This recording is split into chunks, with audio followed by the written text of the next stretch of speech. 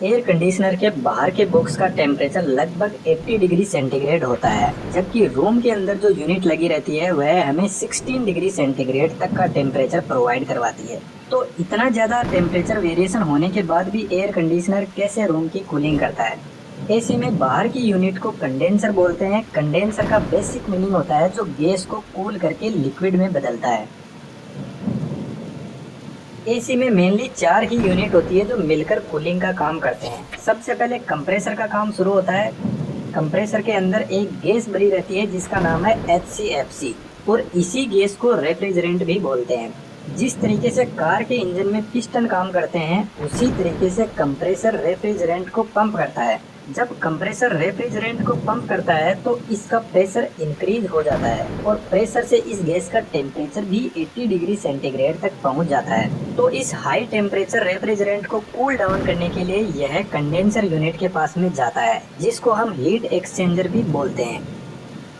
Condenser unit के अंदर इस टाइप की कॉपर पाइप लगी रहती है जिनको कोयल बोलते हैं, और इन्हीं कोयल से रेफ्रिजरेंट फ्लो करता है।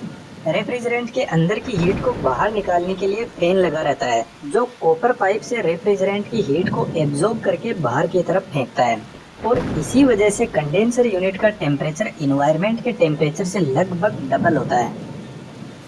रेफ्रिजरेंट जब कंडेंसर से बाहर निकलता है तो लिक्विड में बदल जाता है, और इसका टेम्परेचर 50 डिग्री सेंटीग्रेड तक डाउन हो जाता है। जब गैस हीट लूज करती है तो इसकी काइनेटिक एनर्जी वीक हो जाती है, जिससे यह लिक्विड में कन्वर्ट हो जाती है।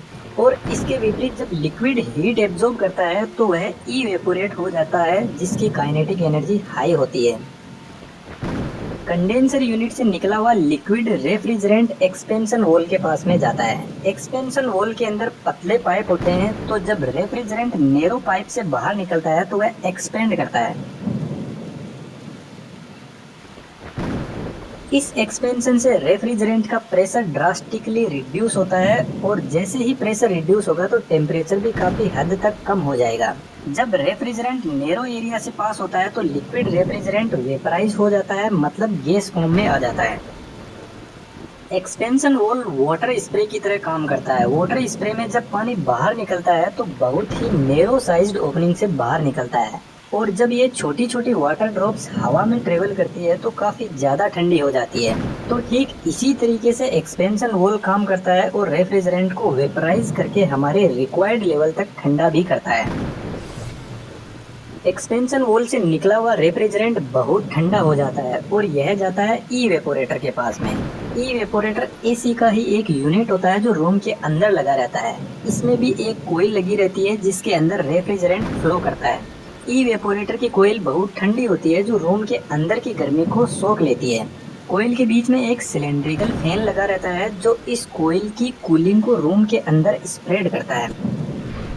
इवेपोरेटर कोईल जब रूम की हीट को एब्जॉर्ब करती है तो इसके चारों तरफ पानी की ड्रॉप्स इकट्ठा हो जाती है, जिनको एक पाइप से बाहर की तरफ निकाल दिया जाता है। यह ठीक उसी तरीके से काम करता है जब हम फ्रिज से निकाला हुआ ठंडा पानी गिलास में डालते हैं तो उसके चारों तरफ पानी की बूंदें इकट्ठा हो जाती है, और ऐसे ही इवेपोरेटर कोईल में होता है जिसके पानी को बाहर निकाल दिया जाता है। इवेपोरेटर की जो हीट एब्जॉर्ब कैपेसिटी होती है उसी को एसी का टन बोलते हैं। 1 टन के एसी की पावर कंजम्पशन 3500 वाट की होती है।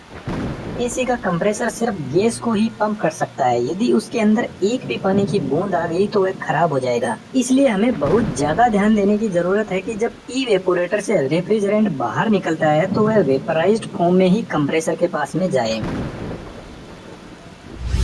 एक्सपेंशन होल को इवेपोरेटर कोईल के पास में कोईल से पहले लगाया जाता है, जो रेफ्रिजरेंट को वापस लिक्विड से वेपराइज्ड करता है।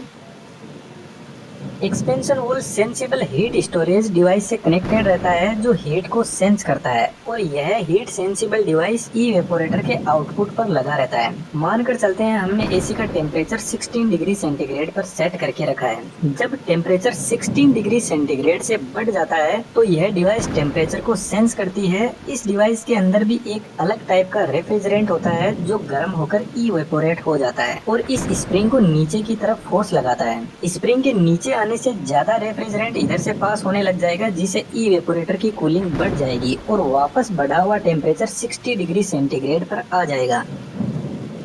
तो जैसे ही कूलिंग बढ़ती है तो हीट सेंसिबल डिवाइस के अंदर का लिक्विड ठंडा होने लग जाता है, जिससे स्प्रिंग वापस ऊपर की तरफ चली जाएगी और रेफ्रिजरेंट कम पास होने लग जाएगा। इस तरीके से एसी को एक रिक्वायर्ड लेवल के टेम्परेचर पर रखा जाता है। अब आप सोच रहे होंगे कि एक्सपेंशन वॉल ही एसी का टेम्परेचर कम ज्यादा करता है, लेकिन ऐसा नहीं है। एक्सपेंशन वॉल सिर्फ लिक्विड रेफ्रिजरेंट को वेपराइज करता है ताकि कंप्रेसर के अंदर लिक्विड जाने से बचाया जा सके। एसी का टेम्परेचर कंट्रोल कंप्रेसर के पास ही होता है। कंप्रेसर के अंदर capacitor start induction motor use होती है जो रेफ्रिजरेंट को इन कोयल में फ्लो करवाती है। इस टाइप के कंप्रेसर को रिसिप्रोकेटिंग टाइप कंप्रेसर बोलते हैं, लेकिन आज के मॉडर्न टाइम में स्क्रॉल कंप्रेसर काम में लिया जाता है, जिसका दूसरा नाम इन्वर्टर एसी भी है।